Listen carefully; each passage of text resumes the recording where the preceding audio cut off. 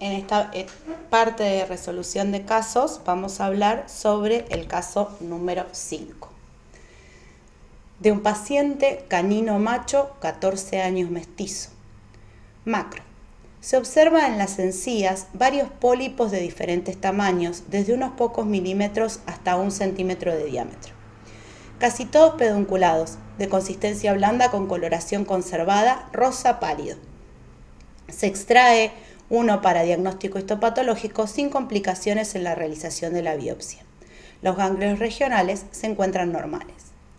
Histopatología. En el examen histopatológico se observan células y núcleos fusiformes con un patrón de crecimiento en láminas o bandas, presencia de fibras colágenas de aspecto ordenado y escaso pleomorfismo. La relación núcleo-citoplasma se mantiene dentro del rango normal 1-4 y tiene escasa vascularización. Resultado: fibroma gingival. Bien, analicemos las alteraciones macroscópicas.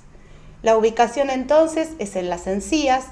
¿Se acuerdan que cuando hablábamos de pólipos eran aquellas neoplasias que eran de crecimiento hacia la luz, ¿sí? Que generalmente eran como unas gotitas, eran pedunculadas, por lo tanto es un crecimiento de tipo exofítico. Habla de varios tamaños, me resalta que son pedunculadas, que quiere decir que el extremo, la base de la neoplasia es bien finita. La consistencia es blanda y la coloración se mantiene conservada rosa pálido, o sea, de la misma coloración de la encía. ¿Qué quiere decir? Que no tiene complicaciones en la realización de la biopsia, que al retirar una de las muestras, una de las neoplasias para realizar la biopsia, no tiene mucho sangrado, por lo tanto no tiene mucha irrigación.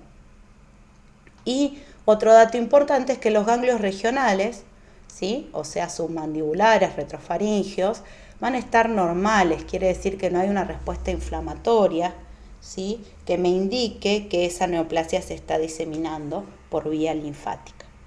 Bien. A nivel microscópico, las células son bien mesenquimatosas, tienen forma fusiforme y sus núcleos también. Tiene un patrón de crecimiento en láminas o bandas, ¿sí? Con presencia de fibras colágenas de aspecto ordenado y escaso pleomorfismo. Escaso pleomorfismo lo que quiere decir que no lo tiene, lo que no quiere decir que no lo tenga, ¿sí? Son células pleomórficas, o sea, que el aspecto es de una neoplasia. Podría diferenciarlo, en este caso, con una hiperplasia de tejido conectivo. Pero una hiperplasia de tejido conectivo, por ejemplo, en un proceso de reparación por sustitución, ¿sí? Donde el tejido conectivo se observa hiperplásico, no va a tener la misma característica morfológica macroscópica, ¿sí? No van a ser pólipos que van creciendo. Tiene, sí, la relación núcleo-citoplasma, que se mantiene dentro del rango normal, y la escasa vascularización me indican que el grado de anaplasia es muy bajo. ¿Tá? Entonces, el diagnóstico va a ser fibroma gingival, que quiere decir una neoplasia del tejido fibroso, ¿sí? Benigna porque termina en oma, gingival porque pertenece a la encía. Entonces, pronóstico. Según el nombre, la neoplasia es benigna. El tejido afectado es un tejido fibroso. Ahora, vamos a pensar en las consecuencias en función a la localización. La cantidad de este tipo de neoplasias a nivel de la encía puede ocasionar en el animal, por ejemplo, que tenga dificultad en la masticación, ¿sí? Que cuando esté comiendo se pueda lastimar una y empezar a sangrar, que le dificulte la ingesta de alimentos, ¿sí? Entonces, el pronóstico puede ser favorable, pero hay que tener en cuenta que las consecuencias están relacionadas con que la zona afectada o el área afectada es fundamental para la nutrición de ese paciente. Entonces, ¿qué otra cosa va a pasar en las encías?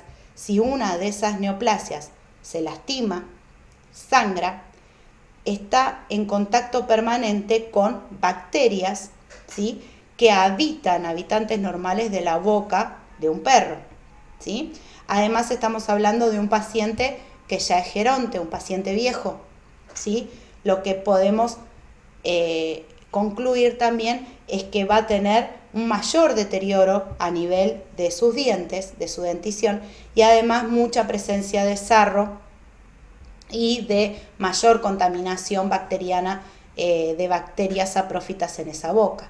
Entonces, el daño, ¿sí?, la ulceración, la ruptura de alguno de estos pólipos, ¿sí?, puede llegar a producir el ingreso de bacterias y la contaminación bacteriana de la zona, ¿sí?, produciendo una infección en la boca que le va a producir una respuesta inflamatoria, que va a producir dolor, tumefacción y va a agravar el cuadro de nutrición de ese paciente. Entonces, ¿cuáles son las precauciones que hay que tener en cuenta?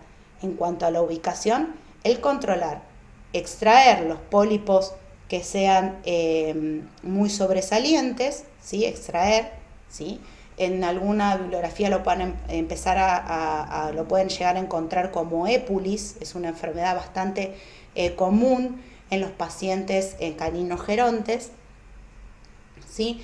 No está asociado a una causa determinante que no sea genética, ¿sí?, intrínseca genética, pero tenemos que pensar siempre en las consecuencias de esto, de que está afectando a la boca del animal, que esa boca es fundamental para la nutrición y que se puede contaminar con bacterias que estén presentes en la boca. Entonces, el pronóstico es benigno, pero hay que tener esas precauciones.